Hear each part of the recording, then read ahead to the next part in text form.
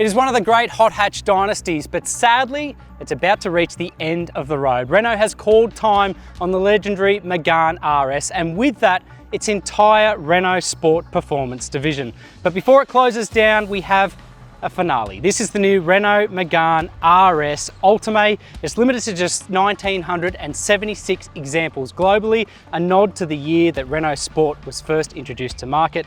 And we've got 40 that are coming to Australia. Here we have the automatic version. We're testing it today on road and on circuit. So question is it a fitting farewell to the RS nameplate, or does it drive off quietly into the sunset? Let's find out.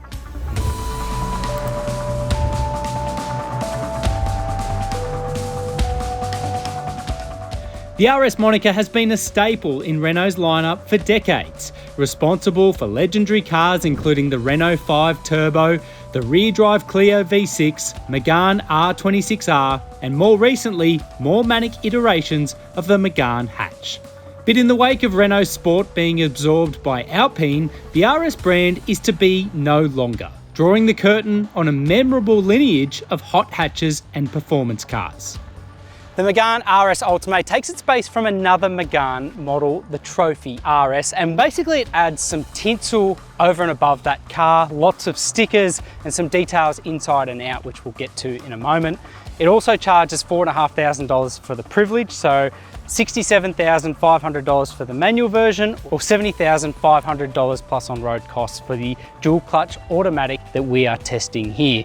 What remains unchanged is the engine. It's a 221 kilowatt, 420 Newton meter, 1.8 litre turbo petrol 4-cylinder. It sends drive to the front wheels via a Torsen mechanical differential. But like the Trophy R, it gets a lot of goodies. So a lowered cup chassis, fixed rate dampers, hydraulic bump stops, and rear wheel steering. There's also these very cool Bridgestone, almost like semi-slick tyres. On a servicing front, the Megane RS requires scheduled maintenance every 12 months and is backed by the manufacturer's 5-year unlimited kilometre warranty.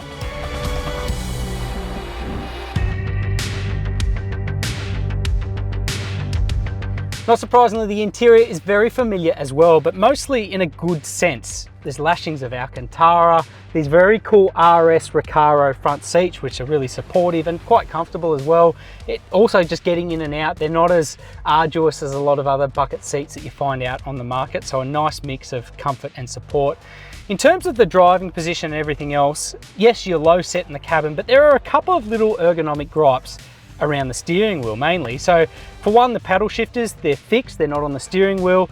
And if you drive with the contemporary 9-3 hand position on your steering wheel, they're kind of not quite high enough for where you want them. And being fixed on the column means that as you're turning, you're not able to change gears either. Small gripe, but something that will come to annoy if you spend enough time in this car.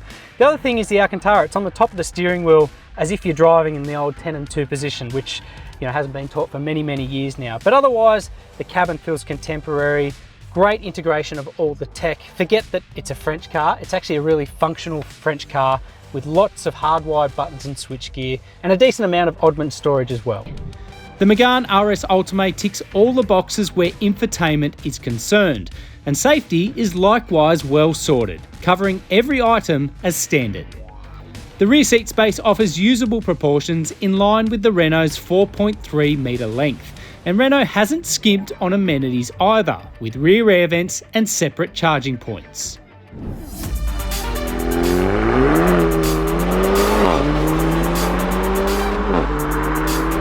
With so much in common with Renault's other go-fast models of late, the RS Ultime is a known quantity on road.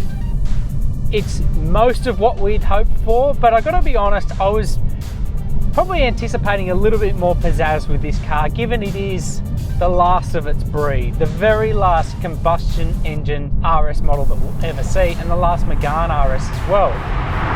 So for that reason, it feels special, it feels focused, it feels very sharp on road, and it's putting a smile on my face, but it's not quite the feel-good factor I'd really hoped for. But anyway, all of that sentiment aside, what's it like to drive? Well, this is very much a dedicated hot hatch. Driving on coarse chip bitumen like I am at the moment, stuff that's commonplace on everyday Australian roads, it feels like a Focus model. I can feel the coarse chip bitumen making its way through the steering wheel, through the seat, through the pedals, the floor. It's really telegraphing everything that's happening underneath me. So I'm in the regular driving mode at the moment.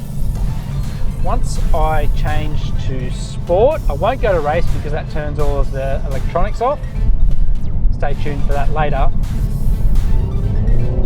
And automatically we're getting a little bit more sound and emotion. We're eliciting a little bit more sharpness from the drivetrain.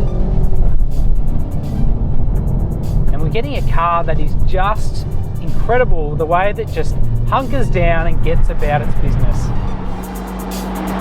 It pulls really hard all the way through to the 7,000 RPM cutout. And it sounds really good.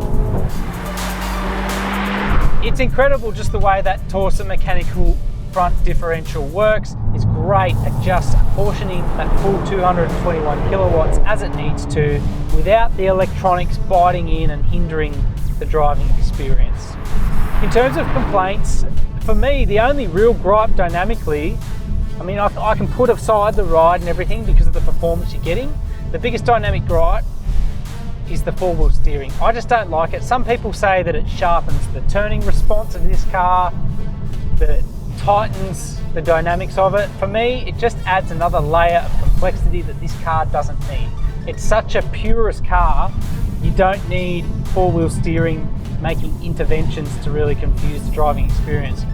It's clear here that the Megane RS Ultime is razor sharp focused. If anything, it kind of lacks the playfulness of other like-minded hot hatches, but what you're getting is a car that is extremely willing on public roads. If anything, the biggest limiting factor here is the speed limit, because it is capable of so much more. So then, we've established that you're not really going to exploit the Renault Megane RS Ultime's limits without landing yourself in a little bit of hot water on public roads. So naturally, we've come to a circuit. This is Pheasantwood, let's check it out.